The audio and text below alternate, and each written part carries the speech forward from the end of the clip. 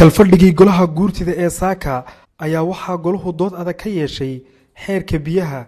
kalfadhigan oo uu shir gudoominayay gudoomiye ku-xigeenka golaha guurtida Somaliland Mudane Saciid Cali Jaamac, iyadoo doodaasi ay ku lafagureen biyo la'aanta muddooyinkii u dambeeyay laga cabanayay guud ahaan dalka iyo biyihii roobabka oo hadda badda galaya.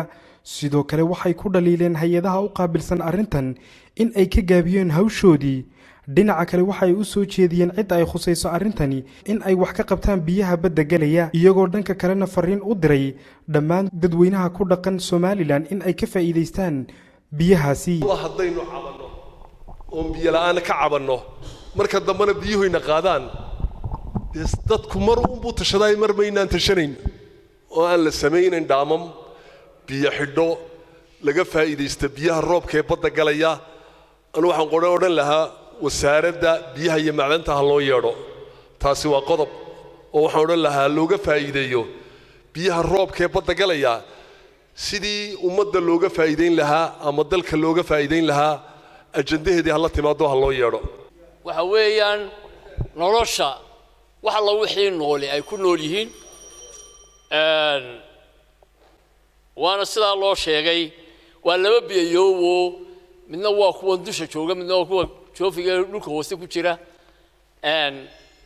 labaduba way naga dayacan yihiin, labaduba way naga dayacan yihiin oo qayb aynu inagu leenahay iyo qayb inooga baahan haddii beed maayo waxaynaan haysanin in loo keeno oo ay ka mid yihiin riigagaasi inagu yar yihiin.